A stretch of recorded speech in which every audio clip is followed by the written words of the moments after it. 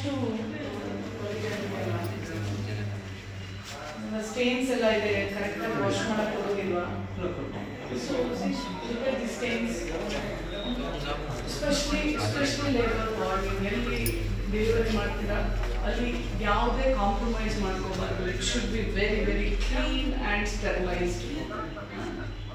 ಬೇರೆ ನೀವು ಎಲ್ಲಿ ಏನು ಮಾಡ್ಕೋ ಮಲಗಿಸುವಂಥ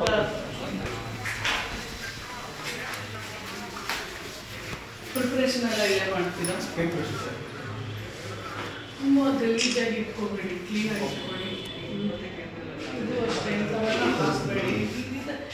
ಐ ಡೋಂಟ್ ಥಿಂಕ್ ನೀವು ಡೆಲಿವರಿ ಮಾಡುವಂಥ ಲೇಬರ್ ರೂಮಲ್ಲಿ ಇದೆಲ್ಲ ಹಾಕೋ ಅವಶ್ಯಕತೆ ಇದೆ ಅಂತ.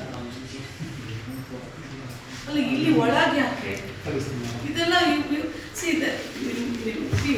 ನೀವು ಲೇಬರ್ ರೂಮ್ ಹೇಗಿರ್ಬೇಕು ಅಂತಂದ್ರೆ ನೀವು ನೋಡಿ, ವೈ ಡಸ್ಟ್ಬಿನ್ ಒಂದು ಮೂಲೆಯಲ್ಲಿ ಇರಬೇಕು, where you can pick up, not like ಇಲ್ಲಿ. ಅಂದ್ರೆ ನೋಡಿ, ನಿಮ್ದು ವರ್ಕಿಂಗ್ ಇದೆ, ಬಟ್ ಆದ್ರೆ ನೀವು ಒಂಥರ ಈ ಲೇಬರ್ ರೂಮ್ನ ಒಂದು ಸ್ಟೋರ್ ರೂಮ್ ತರ ಇಟ್ಕೊಂಡಿದ್ದೀರಾ. This is very very sad. I want it to be just like labour room, sterilised, clean, not a store room. ನನಗೆ ನೀವೆಲ್ಲ ರೆಡಿ ಮಾಡಿಬಿಟ್ಟು ನನಗೆ ರಿಪೋರ್ಟ್ ಮಾಡಬೇಕು. ದಯವಿಟ್ಟು ಇಷ್ಟು ಕ್ಯಾಲೆಂಡರ್ಗಳು ಇಲ್ಲಿ ಹಾಕಬೇಡಿ. Is it require? ನೀವು ಮಾಡಬೇಕಂತ ಇದೆಯಾ ನಿಮ್ಮಲ್ಲಿ? ಹೇಗಿರಬೇಕು ನಿಮ್ಮ ಲೇಬರ್ ರೂಮ್?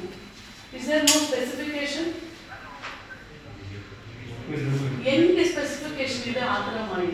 ಈವನ್ ಫ್ಯಾನ್ ಸಹ you should have clean tidy ಇರಬೇಕು. ಯಾಕಂದರೆ ಇಲ್ಲಿ ನೀವು ಡೆಲಿವರಿ ಮಾಡ್ತೀರಾ, ನೀವು ಶೆಕೆ ಅಂದ್ಕೊಂಡು ಫ್ಯಾನ್ ಹಾಕಿರ್ತೀರಾ, ಇಟ್ಸ್ ವೆರಿ ಬ್ಯಾಡ್. ಒಂದು ಸಣ್ಣ ವ್ಯತ್ಯಾಸ ಆದರೂ ಹೆಚ್ಚು ಕಡಿಮೆ ಆಗುತ್ತೆ. ಬಾಣಂತಿ, ಗರ್ಭಿಣಿಯವರು, ಮಗುವಿಗೆ ಮಗುನ ಮನಸ್ಸುವಂತ ಆಟೋಕ್ಲೇವ್ ಸಿಸ್ಟರ್ ಯಾರು ಮಾಡೋದು? ಎಲ್ಲ ಇಲ್ಲೇ ಮಾಡ್ತೀರಾ? ಇಲ್ಲ ಮೇಡಮ್, ನಾವು ನೀವು ಅನ್ನು ಹಳೇದು ಆವಾಗಿತ್ತು, ಜಸ್ಟ್ ಫಿಕ್ಸ್ ಮಾಡಿ ಕೊಡ್ತೀವಿ. ಇಲ್ಲೇ ಮಾಡೋದು ನಿಮ್ಮ ಮಕ್ಕಳು ಇಲ್ಲೇ ಆಟೋಕ್ಲೇವ್ ಮಾಡೋದು. ಇನ್ನೊಂದ್ಸಲ ರಿಸೆಪ್ಟ್ ಮಾಡಿಬಿಟ್ಟು ಮಾಡ್ತಾ ಇದ್ದೀವಿ. ನೀವು ಹಳೇದು ಡಿಸ್ಪೋಸ್ ಮಾಡಿ ಹೊಸ ತಗೊಂಡು ಜಸ್ಟ್ ಇಟ್ಟಿದ್ದೀವಿ. ಬಟ್ ಪ್ರತಿದಿನ ಆಟೋಕ್ಲೇವ್ ಮಾಡೋದು ಕಾರ್ನರ್ ದಟ್ ಸೈಡ್ ಕಾರ್ನರ್ ನನಗೆ ಅದೇ ತೋರಿಸಿ. ಅಲ್ಲ ಮೇಡಮ್, ಇದನ್ನು ತೊಗೊಂಡೋಗಿ ಅಲ್ಲಿ ಇಟ್ಕೊಂಡು ಮಾಡ್ತೀವಿ ಮೇಡಮ್. ಅಲ್ಲಿ ಮಟೀರಿಯಲ್ ಇಟ್ಟಿದ್ದೀವಿ. ಇದು ಆಮೇಲೆ ಆಟೋಕ್ಲೇವ್ ಮಾಡುವಾಗ ಶಿಫ್ಟ್ ಮಾಡಿಕೊಂಡು ಅಲ್ಲೇ ಮಾಡ್ತಾ ಇದ್ದೀವಿ. ಹಂಗೆ ಯಾಕೆ ಮಾಡ್ತಾ ಇದ್ದೀರಾ? Because congestion space is not ಏನೋ ಸ್ಪೇಸ್. ಇದಿಷ್ಟು ವಾಟ್ ಇಸ್ ದಿಸ್? ಇದೇನು ಇದೇನು? ಯಾಕೆ ಹಿಂಗೆ ಬೆಡ್ಶೀಟಲ್ಲೆಲ್ಲ ಮುಚ್ಚಿದ್ದೀರಾ? ಅದು ಡಸ್ಟ್ ಎಲ್ಲ ಇದು ಕಾಣ್ತಾ ಇಲ್ಲ. ಮಗು ಹುಟ್ಟಿದ ತಕ್ಷಣ ಇಲ್ಲ ಹಾಕ್ತೀನಿ ಇಲ್ಲ, ಇಷ್ಟು ಡಸ್ಟ್ ಯಾಕೆ ಇಟ್ಕೊಂಡಿದ್ದೀರಾ? ಮೂಲೆ ತಂದು ಹಾಕಿದ್ದೀರಾ? ಇವೆಲ್ಲ ಸ್ಟೆರಿಲೈಸ್ಡ್ ಇದೆಯಾ? ಇಷ್ಟೇ ಇಲ್ಲ. ಒಂದು ತಪ್ಪ ನೀವು ಡೆಲಿವರಿ ಮಾಡ್ತೀರಾ, ನೀವು ಇರ್ತೀರಾ ಮತ್ತೆ ಡಾಕ್ಟ್ರೆ ನಿಮ್ದು ಆಟೋಕ್ಲೇವ್ದು ನನಗೆ ಯಾಕೋ I am not satisfied with your answers. ಆಮೇಲೆ ಎರಡನೇದು ಸಿಸ್ಟ್ರೆ, ಆಟೋಕ್ಲೇವ್ ಹೆಂಗೆ ನೀವು ಹೇಗೆ ಮಾಡ್ತೀರಾ? ಯಾವ ಥರ ಎಷ್ಟು ಗಂಟೆಗೆ ಒಂದ್ಸಲ ಮಾಡ್ತೀರಾ? ಯಾವ ಥರ ಚೇಂಜ್ ಮಾಡ್ತೀರಾ ಸಿಸ್ಟ್ರೆ ಹೇಳಿ. ನೀವೇ ತಾನೇ ಅದೇ ಯೂಸು ಡೆಲಿವರಿ ಮಾಡಿರ್ತೀವಿ. ಮಂತ್ಲಿ ಒಂದು ಏನಾದರೂ ಯೂಸ್ ಆಗಿಲ್ಲ ಅಂದರೆ ಮತ್ತೆ ಮಂತ್ಲಿ ಒನ್ಸ್ ರಿಪೀಟ್ ಮಾಡೋದು. ಸ್ಟೆರಿಲೈಸ್ ಇವಾಗ ಏನಾದರೂ ಯೂಸೇ ಮಾಡಿಲ್ಲ ಅಂದರೆ ತಿಂಗಳಿಗೆ ಒಂದ್ಸಲ ಮಾಡ್ಕೊತೀರಾ?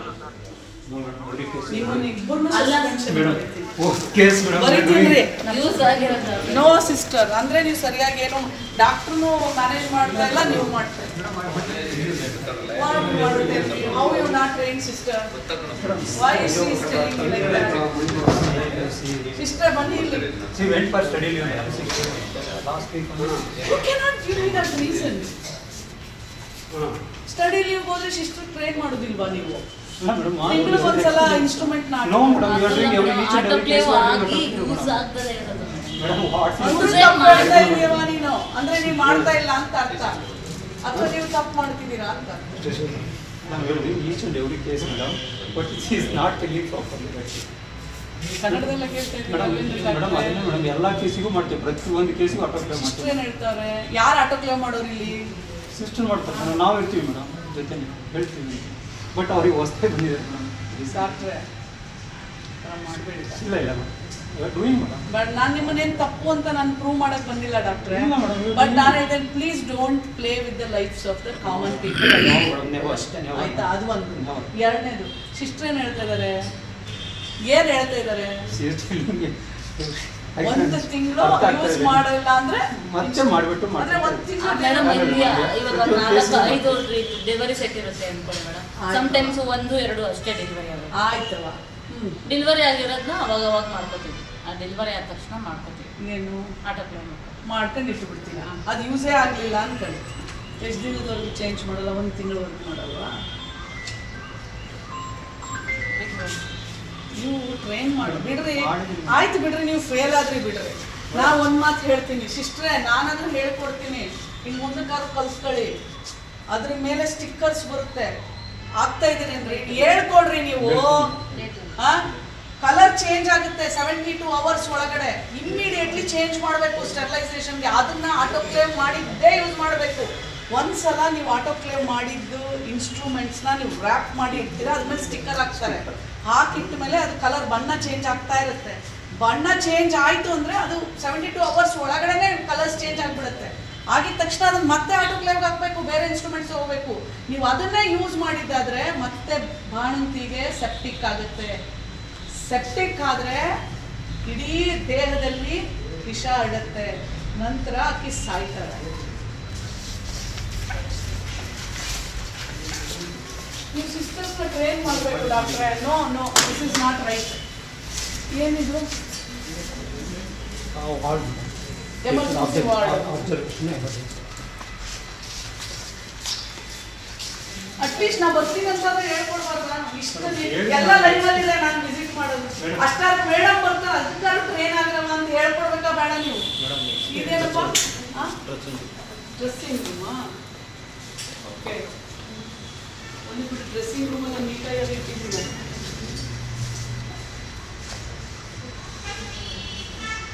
ಏನು ಹೆಸರು? ಡೆಂಟಿಸ್ಟ್ಗೆ ಹೋಗ್ಬೇಕಲ್ವ? ಏನಾಗಿದ್ಯೋ? ಎಲೆ ಅಡಿಕೆ ಉಮೇಶ್ವರ ಯಾವ ಊರು? ಬೆಂಗಳೂರು. ಅಲ್ಲಿಂದ ಬರ್ತಿರೋದಿನ? ಎಷ್ಟೊತ್ತಿಗೆ ಬರ್ತೀರಾ? 9 ಗಂಟೆ ಬರ್ತೀರಾ? ನೀವು ಒಬ್ಬರೇನಾ ಇರೋದು ಈ ಥರ? 3 ಜನ ಇದ್ದಾರಾ? ಎಲ್ಲಿರೋದು ಬೆಂಗಳೂರಲ್ಲಿ? ಮಾಗಿರೋದು ನಮ್ಮೂರು, ವಿಜಯನಗರ, ಬೆಂಗಳೂರು. ಉಮೇಶ್ವರ ಎಲೆ ಅಡಿಕೆ ಹಾಕ್ಬಿಟ್ಟು ಬಿಡು ತಮ್ಮ.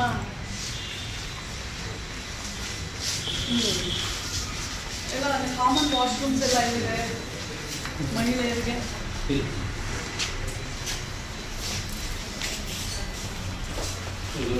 ಜಾಮ್ ಆಗಿದೆ. ಎಷ್ಟು ದಿನದಿಂದ ಆಗಿದೆ? ಯಾಕಪ್ಪ ಲೇಡೀಸ್ ಟಾಯ್ಲೆಟ್ ಫುಲ್ ಕ್ಲೋಸ್ ಇದೆ, ಜಾಮ್ ಆಗಿದೆ ಅಂತಲ್ಲ? ಯಾರು incharge? Sir incharge doctor Chetan ಅಂತ. ಯಾಕಪ್ಪ ಕ್ಲೋಸ್ ಕೊಡಬೇಕಾದ್ರೆ ಒಂದು ನಂಬರ್ ಏನೋ ಮಿಸ್ ಆಗಿತ್ತು. ರೆಸಿಮೆಂಟ್ ಇಷ್ಟಪಟ್ಟು ನೆಕ್ಸ್ಟ್ ಇನ್ನೊಬ್ರು ಮಾಡಿದ್ರು. ಅವಾಗ ಯಾರು ಮಾಡಿದ್ರು? ಹೇಳಿದ್ರು ಸರಿ ಮಾಡ್ಕೊಡ್ತೀವಿ ಮೇಡಮ್. ಯಾರು ಮಾಡಬೇಕು? DH office. DH ಹೋಗಿ ತಗೊಳ್ಳಿ ಫೋನ್.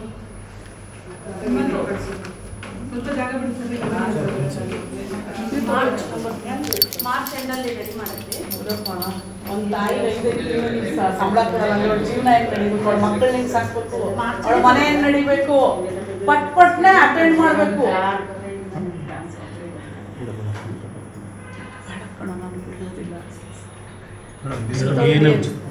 ಬೇಡಮ್ಮ ಬೇಡ. ನೀವು ಸರ್ ಇವರು ಪಾಸ್ ಕೊಟ್ಟು ಇದು ಬ್ಯಾಂಕ್ ಚೇಂಜ್ ಮಾಡಿ ನನಗೇನು ಬೇಡ, ಮಾಡಿಸ್ಬಿಟ್ಟು ನಂಗೆ ರಿಪೋರ್ಟ್ ಮಾಡಿ. ಹಾಂ ಸರ್. ನಂಬರ್ ಕೊಟ್ಟು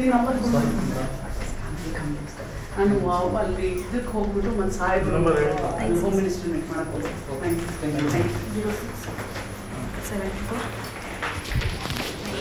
ನೀವು ನನ್ನ ಜೊತೆ ನಿಂತ್ಕೋಬೇಕು. ಯಾಕಂದ್ರೆ ಅವ್ರು ಉತ್ತರ ಕೊಡ್ಲಿಲ್ಲ ಅಂದ್ರೆ ನೀವು ಸರಿ, ನೀವು ವಿಸಿಟ್ ಮಾಡ್ತಾ ಇರ್ಬೇಕು. ಏನ್ ಮಾಡ್ತಾ ಇದ್ದೀರಾ?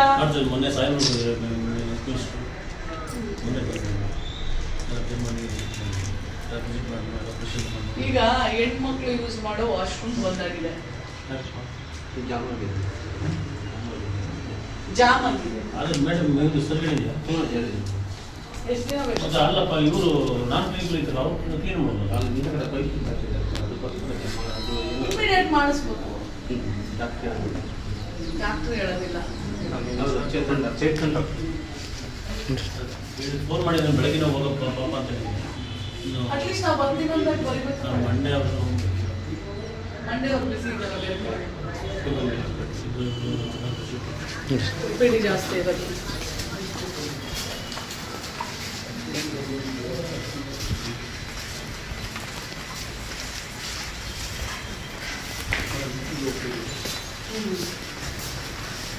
ಎಲ್ಲ okay, labour room not okay. Ready ಮಾಡಿ. ಲೇಬರ್ ರೂಮಲ್ಲಿ ಅಷ್ಟೊಂದೆಲ್ಲ ಕ್ಯಾಲೆಂಡರ್ಗಳು ಹಾಕಬೇಡಿ. ಪಾಪ ಅಕ್ಕಿ ಎಷ್ಟು ನೋವಲ್ಲಿ ಇರ್ತಾರೆ, ಕ್ಯಾಲೆಂಡರ್ ಏನು ನೋಡ್ತಾಳೆ. ಆಮೇಲೆ ಅಲ್ಲೇ ಸ್ಟೋರ್ ರೂಮ್ ಮಾಡ್ಕೊಂಡಿದ್ದೀರಾ, ಅಲ್ಲೇ ಪಕ್ಕಕ್ಕೇನೆ ಎಲ್ಲ ಡಸ್ಟ್ಬಿನ್ಗಳು ಇಟ್ಕೊಂಡಿದ್ದೀರಾ. ದಯವಿಟ್ಟು ಅದು ಮಾಡಬೇಡಿ. ಆ್ಯಂಡ್ ಸ್ಟೆರಿಲೈಸೇಷನ್ ಪ್ಲೀಸ್ ಸಿಸ್ಟರ್ಗಳಿಗೆ ಹೇಳ್ಕೊಡ್ರಿ. Today's protocol please maintain. ಆ ಥರ ಉತ್ತರ ಕೊಡಬೇಡಿ. This is very bad. ಆಯಿತಾ? ನೀನೇನು ತೊಗೊಂಡಿದ್ಯಾ? ನೀರವ ನನ್ನ ಲಕ್ಕರು ಏನು ಬಂದಿರೋದಿಲ್ಲ. ಯಾರಿಗೆ ತೋರಿಸ್ತೀವಿ? ಏನಾಯ್ತು? ತಲೆನೋವಾ? ಬರ್ತಿರ್ತೀರಾ ಇಲ್ಲಿ? ಡಾಕ್ಟ್ರು ಚೆನ್ನಾಗಿ ನೋಡ್ತಾರಾ? ಓಕೆ, ಹೌದಾ? ತೆಕ್ಕೊಡಿ ಹೊಡೋಣ ಇಲ್ಲಿ. ಸಿಸ್ಟ್ರೇ, ಏನು ಸಿಸ್ಟ್ರೇ ಹಿಂಗೆ ಹೇಳ್ಬಿಟ್ರೆ ನೀವು ಉತ್ತರ? ಸಿಸ್ಟ್ರದ್ದು ತಪ್ಪಿದೆಯೋ ಡಾಕ್ಟ್ರದ್ದು ತಪ್ಪಿದೆಯೋ ಗೊತ್ತಿಲ್ಲ ನನಗೀಗ. ಎಸ್ಪೆಷಲಿ ಬಾಣಂತಿಯರ ಸಾವು ನಂತರ ನೀವೆಲ್ಲ ಎಚ್ಚೆತ್ಕೋಬೇಕು. ಡಾಕ್ಟ್ರೇ, THO ಅವ್ರನ್ನೆಲ್ಲ ನೀವು ಸೂಕ್ಷ್ಮವಾಗಿ ಬಂದು ಗಮನಿಸಬೇಕು. ಇಲ್ಲಿ ಬರೋದೆಲ್ಲ ಬಡವ್ರ ಜನ ಅಲ್ವಾ? ಮತ್ತು ಸರ್ಕಾರ ಅಷ್ಟೊಂದೆಲ್ಲ ಮಾಡುತ್ತಪ್ಪ. ನೀವು ಕರೆಕ್ಟಾಗಿ ವಿಸಿಟ್ ಮಾಡಿ ನೋಡ್ಕೊಂಡ್ಬಿಟ್ರೆ ಮುಗ್ದೋಯ್ತು. ಸ್ಟೆರಿಲೈಸೇಷನ್ನು, ಪ್ರೋಟೋಕಾಲು, ಆಟೋಕ್ಲೇವು, ನೀರು, ಡ್ರಗ್ಸ್. ನನಗೇನು ಹೇಳ್ಬೇಡ್ರಿ ಅವೆಲ್ಲ. ಅಂದ್ರೆ ಆಸ್ಪತ್ರೆ ಹಿಂದೆ ಅಂದ್ರೆ ದೊಡ್ಡ ಚರಂಡಿ ಆಗಿದೆ, ಯಾರು ನೋಡ್ತಾನೆ ಇಲ್ಲ. ನೀರು ಬಂದ್ರೆ ಒಳಗಡೆ ಕುಂದ್ಬಿಟ್ಟು ಮೇಡಮ್, ಮನೆ ಒಳಗೆ ಬಂದ್ಬಿಡುತ್ತಾ? ಯಾರಿಗೆ ಬರುತ್ತಪ್ಪ ಇದು? ಯಾರು PDO ಯಾರು? ರವಿಶಂಕರ್ ಅಂತ. ತಗೊಳಪ್ಪ ಫೋನ್ ತಗೋ PDO. ಅದಕ್ಕೆ ಆಕ್ಚುಲಿ ನಾನು ಲೇಟ್ ಆಗ್ತಾ ಇದೆ. ಒಂದೇ ನಿಮಿಷ ಬನ್ನಿ.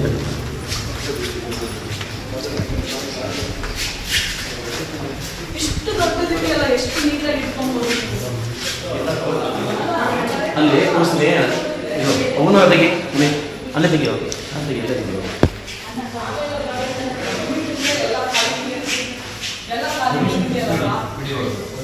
ತಾಯಿ ಎಲ್ಲೋದೇವಾ?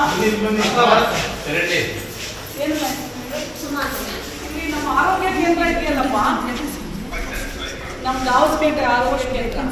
ಆ ಹಿಂದಗಡೆ ಹಾಸ್ಪಿಟ್ಲ್ ಹಿಂದಗಡೆ ಚರಂಡಿ ಎಲ್ಲ ಓಪನ್ ಇದೆಯಂತೆ ಪೂರ್ತಿ. ಏನು ಮಳೆ ಗಿಳೆ ಬಂದರೆ ಎಲ್ಲ ಅವ್ರ ಮನೆಗೆ ಹೋಗುತ್ತಂತಲ್ಲಪ್ಪ. ಇಲ್ಲಿ ಮಹಿಳೆಯರು ಬಂದು ಅಲ್ಲಪ್ಪ, ಇಲ್ಲಿ ಮಹಿಳೆಯರು ಬಂದು ನಾನು ಕೇಳ್ತಾರೆ, ನಾನು ಚರಂಡಿ ಬಂದು ನೋಡಕ್ಕೆ ಹಚ್ಚಿರ್ತೀನಪ್ಪ. ನೀನು ಏನಪ್ಪ ನೀನು?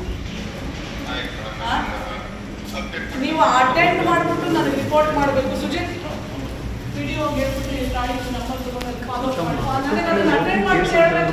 ನಾನು ಇನ್ನ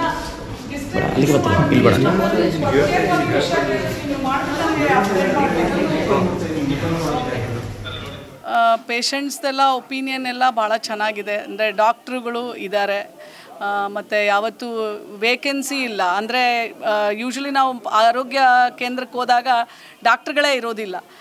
ಸಿಸ್ಟ್ರುಗಳು ನೋಡಿ ಕಳಿಸುವಂಥದ್ದು ಎಷ್ಟು ಆರೋಗ್ಯ ಕೇಂದ್ರಗಳು ನೋಡಿದ್ದೀವಿ. ಬಟ್ ಇಲ್ಲಿ ದಾಬಸ್ಪೇಟೆ ಮತ್ತು ಸ್ವಚ್ಛತವಾಗಿ ಇಟ್ಕೊಂಡಿದ್ದಾರೆ. ಬಟ್ ನಮ್ಮದೇನು ಕನ್ಸರ್ನ್ ಅಂದರೆ ಗರ್ಭಿಣಿಯರು ಮತ್ತು ಬಾಣಂತಿಯರನ್ನ ಅಂದರೆ ಡೆಲಿವರಿಗೆ ಬಂದಾಗ ಯಾವ ಥರ ಇರುತ್ತೆ ಅಂತ ಲೇಬರ್ ವಾರ್ಡು ಒಂಥರ ಸ್ಟೋರ್ ರೂಮ್ ಥರ ಇಟ್ಟಿದ್ದಾರೆ. ಅದನ್ನೆಲ್ಲ ಬದಲಾವಣೆ ಮಾಡೋಕ್ಕೆ ಹೇಳಿದ್ದೀವಿ. ಮತ್ತು ಸ್ಟೆರಿಲೈಸೇಷನ್ ಪ್ರೋಟೋಕಾಲ್ ಅಂದರೆ ಯಾವುದೇ ಇನ್ಸ್ಟ್ರೂಮೆಂಟ್ಸ್ನ ನೀವು ಯೂಸ್ ಮಾಡಬೇಕಾದ್ರೆ ಅದು ಎಷ್ಟು ದಿನಕ್ಕೆ ಸ್ಟೆರಿಲೈಸ್ ಮಾಡಬೇಕು, ಎಷ್ಟು ಗಂಟೆಗಳಿಗೆ ಮಾಡಬೇಕು, ಅಲ್ಲಿ ಸಿಸ್ಟ್ರಿಗೂ ಗೊತ್ತಿರಲಿಲ್ಲ. ಇದೆಲ್ಲ ಭಾಳ ಒಂಥರ ಆತಂಕ ತರುವಂಥ ವಿಷಯ. ಯಾಕೆಂದರೆ ನೀವು ಯಾವುದೇ ಒಂದು ಇನ್ಸ್ಟ್ರೂಮೆಂಟ್ಸ್ನ ಡೆಲಿವರಿಗೆ ಯೂಸ್ ಮಾಡಬೇಕಾದ್ರೆ, ಆಮೇಲೆ ಡೆಲಿವರಿ ರೂಮು, ಅಲ್ಲಿಗೆ ಬರುವಂಥ ನೀರು, ಅಲ್ಲಿ ಶೌಚಾಲಯ, ಮಗು ಹುಟ್ಟಿದ ತಕ್ಷಣ ಇನ್ಕ್ಯುಬೇಟ್ರಲ್ಲಿ ಹಾಕ್ತಾರೆ, ಅದು ಇಷ್ಟು ನೀಟಾಗಿ ಇಟ್ಕೊಳ್ಳೋದು ಎಲ್ಲ ಪ್ರೈಮರಿ ಹೆಲ್ತ್ ಸೆಂಟರು ಅಥವಾ ಮೆಟರ್ನಿಟಿ ಹೋಮು ಯಾವುದೇ ಆಸ್ಪತ್ರೆದ ಕರ್ತವ್ಯ. ಅಲ್ಲಿ ಲೋಪ ಆದರೆ ನಾನದು DHO ಅವ್ರ ಗಮನಕ್ಕೆ ತಂದು ಕಮಿಷನರ್ ಗಮನಕ್ಕೆ ತಂದು ಅದನ್ನು ಮಾಡಿಸಿ ನನಗೆ ರಿಪೋರ್ಟ್ ಮಾಡೋಕ್ಕೆ ನಾನು ಅಲ್ಲಿ ಹೇಳಿದ್ದೀನಿ.